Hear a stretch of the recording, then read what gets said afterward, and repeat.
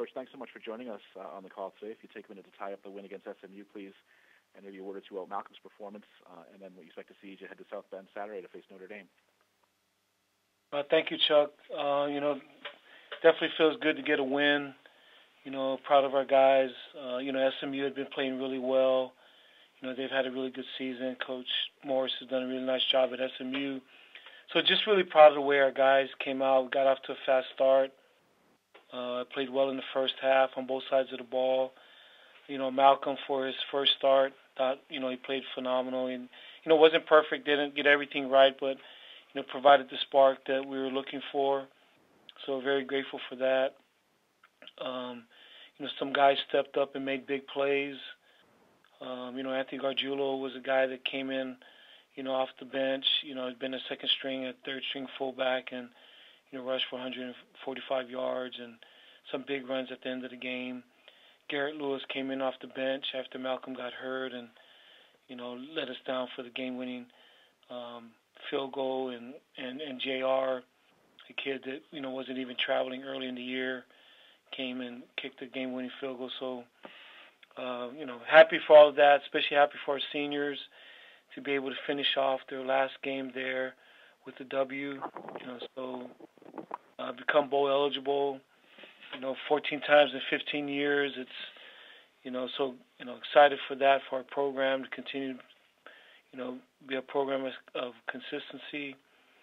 And, we obviously got a huge challenge coming up against Notre Dame year in and year out, one of the best teams and programs in the country. We know them very well. We play them every year. And so we know how good they are. We know how well coached they are. Coach Kelly's, one of the best coaches in the country. And so it's going to be a tough challenge for us, but we're looking forward to it. And, we're excited again to be bowl eligible and get a big win versus SMU. We'll take questions for Coach Ken Niumatalolo, please. It's *1 on your telephone keypad to join the queue. Then the operator will introduce you. John Altavilla, Hartford Courant. Thank you. Ken, for those of us who don't cover your program or see it regularly, can you talk about the inspired move to start Malcolm on Saturday and what's it like to have three athletes who can so efficiently run your triple option? Well, obviously I feel like we have the best, quarterback coach, offensive coordinator in the country, and Ivan Jasper does a really good job of grooming guys. But Malcolm Perry had played quarterback for us in the spring. We moved him, after spring ball to, solely at quarterback, starting this in fall camp. And we just felt like we needed a spark. We had struggled a little bit on offense for 3 straight games. And, we just felt like we needed a spark because our offense kind of sparks our whole team. And so when we started to struggle on offense, I think it affected our entire team. So just trying to get a spark. And Malcolm Perry's our best ball carrier, most dynamic ball carrier. So, the quarterback carries the ball a ton in our offense. And so we just want to put the ball in our best guy's hands. And he played a phenomenal football game. And Garrett came in and did really well. He's come in 3 games and has actually played really well against UCF, Temple, and also, last week against SMU. And obviously Zach, has done a lot of good things this year. He's rushed for 1,200 yards and has, played really good football too. Ken, is your plan to use Malcolm against Notre Dame, or are you going to go back to AB? Well, we'll see how his injury is. We're still waiting on the reports. But we'll see how that all plays out with his injury. Thank you, Coach. Thank you. Next to Bill Wagner, Baltimore Sun Media Group. Hey, Ken. You think Notre Dame is angry after what happened down in Miami, and does that not bode well, or do you think they're a good team regardless of what happened in their most recent game? Notre Dame's Notre Dame. They're always a really, really good football team, and it's whether they won or whether they lost, this is going to be a tough game for us. It always is. And so they're still a really good football team, just like any team. And we always say the same thing. You have to move on. It's just whether you win or lose, you can't let one loss turn into two losses, and you can't celebrate a victory. I mean, all of us know that. Coach Kelly obviously knows that, and so I know he'll get his guys ready, and this is going to be a tough challenge. Yeah, but that, to me, that game has no bearing. It's going to be a hard game for us to win. Obviously, they were in the picture for the college football playoff up until that game. Anything that you see that they're better than last year? I mean, what do you think? Obviously, in terms of wins and losses, they're having a better season than a year ago. Is there?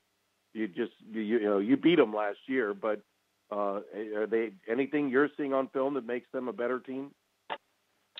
They had a lot of close losses last year, though. I mean, we barely beat them by a point. You know what I mean?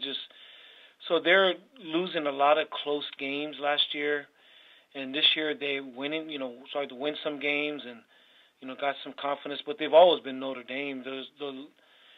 People just look at their record last year, but they lost a lot of close football games, and they're not doing that this year. You know what I mean? And so they're playing better. They run the ball a lot more on offense now than they've done in the past. Physical. They've always been physical when they run the football, but they're running the ball more. But other than that, they're the typical, really, really good, Notre Dame football team. Thank you. Always. Next to Chris Vanini, The Athletic. Coach, Malcolm, I know, has played quarterback and slot back for you in the past. With everything you put on the quarterback, how difficult is it to maybe play two spots like that? And have you had anybody do that before?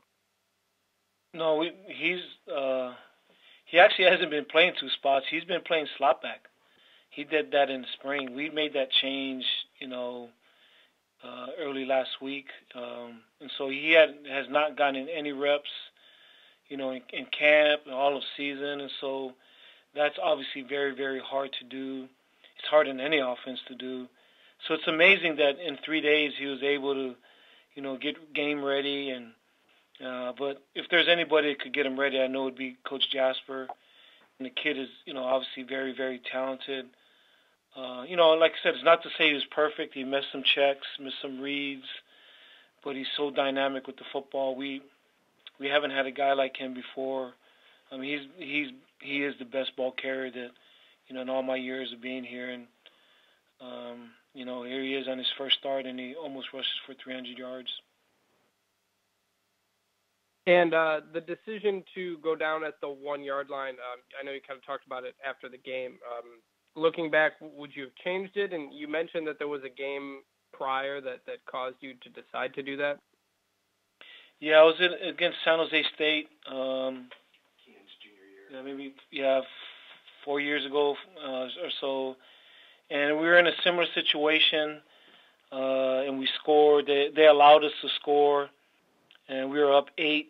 And they had a little less than a minute, and were able to go down and score, and convert the 2-point game play and send it to overtime. And it was a similar game to this game where things are going back and forth, and it was kind of hard for both teams to stop the other side. And I just felt like the way the game was going, they had a ton of momentum on offense. We were struggling to stop them on offense. So we had discussed this. These are the kind of things we discussed in the off season. If this kind of scenario came up, what would we do if it happened again? And so one of our coaches, Coach O'Rourke, got the suggestion of, do we need to do that? And I agreed with him. I just thought the way the game was going, I didn't want to give them the ball back. And if we did, I wanted to give them the ball back with the least amount of time as possible. The perfect scenario was us to score on third down. But we got stopped, so it made it a little tough there. But I think if we were to do it again, the way the game was going, I would have did it again. Now, if we were playing better on defense, I would have definitely just scored and not thought about it. But we were struggling, to score, and so I didn't want to give them the ball back. Thank you. Thank you. Next to Mark Marducci with Philadelphia Inquirer.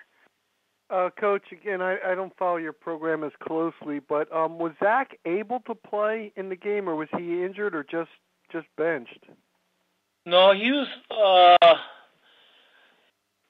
He probably could have played, but he still would have been there. He wouldn't have been 100%. Okay. You know, just so he still probably could have played. If this is the last game, probably could have played. But even if maybe he would have played, if the doctors say, you know what, he's 100% ready to go, I'm not sure what I've done. I still might have played Malcolm. I just felt like we needed a spark, but he wasn't 100%. Okay, thank you. Thank you. Next to Dan Time for one Tortora. more for Coach. Thank you, Dan the last Tortora. WakeUpCallDT.com. Good morning, Coach. How are you? Hey, Dan, how you doing? Good. You just had brought up, the spark that Malcolm Perry was. Just what you could say about, believing that he was in a position to be that spark for the team and then seeing that come to fruition in the game as well. I didn't know. It was a huge risk. I didn't know. You're asking a guy to move to a position in 3 days at the quarterback position and be able to function and operate and do everything and run our offense. I didn't know if he could do it, and just I operate a lot off feelings. It's just a feeling that I had just when Zach got hurt that I was going to go with Malcolm. Discussed it with the offensive coordinator, and so we had some discussions, just to kind of see after Zach got hurt what do we want to do, and I didn't know. It was I knew he had the ability, and so some of the runs didn't surprise me, but I didn't know how things would turn out.